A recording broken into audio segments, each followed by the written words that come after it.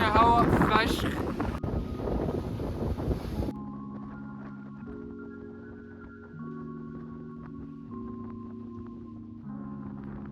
الجو هوا جدا، فمش عارف انت تسمعني ولا لا، لكن انا قررت ان انا اعمل هايكنج دلوقتي مع نفسي ولأول مرة، which حاجة فكرت فيها. لقيت نفسي ان انا ممكن اخلي وقت لنفسي، مش لازم دايما اكون مع ناس، لان انا دايما مع ناس.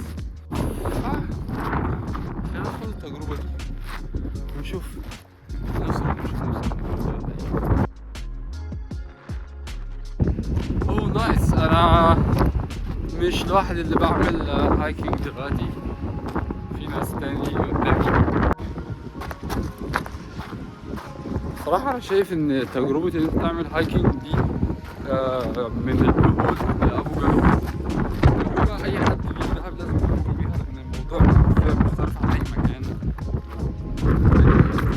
طريق وأنت ماشي حرفيا أنا ما شفتهاش في مصر قبل كده.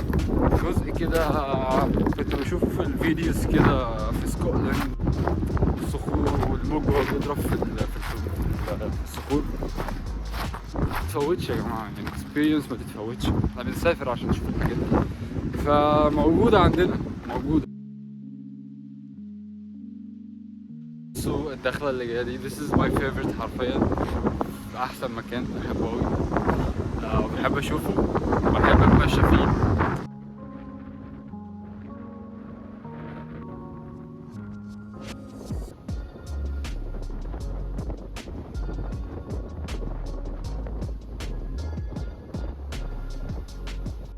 أعتقد وصل لكم أنا بقول إيه. يعني بص المنظر ده كده،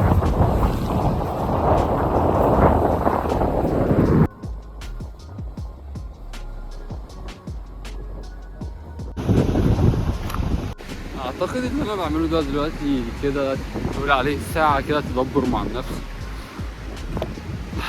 فكر في حاجات كتير قوي في حياتك وانت مع نفسك كده في هدوء، في مكان هادي.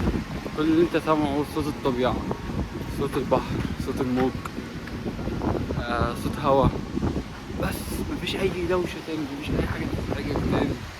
والاصوات دي اللي حواليا دي يعني اصوات مريحة للنفس.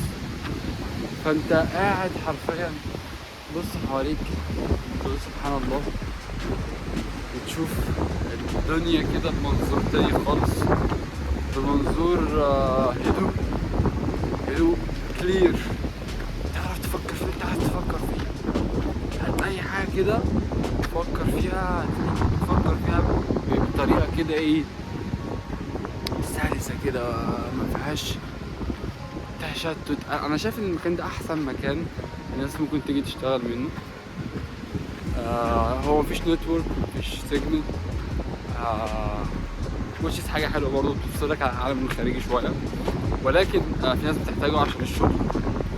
ولكن اللي شغله مش محتاج ان هو يكون عنده سيجنال او يكون عنده انترنت والكلام ده كله، ده انسب مكان تشتغل فيه.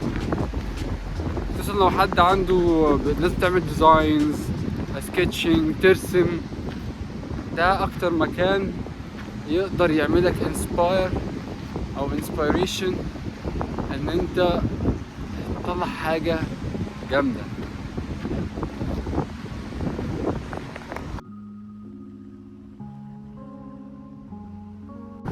انا مش عارف انتوا سامعيني ولا لا، بس الدنيا هوا فشخ. لو نجح الايفون في ان هو يتخطى الموضوع ده ويجيب صوتي واضح، فيا جماعة الايفون فاجر من الاخر. انا ما اعتقدش المايك بتاع الكاميرا ممكن يعمل كده. واخيرا وصلنا نتغدى بقى ايه ونرجع سريعا.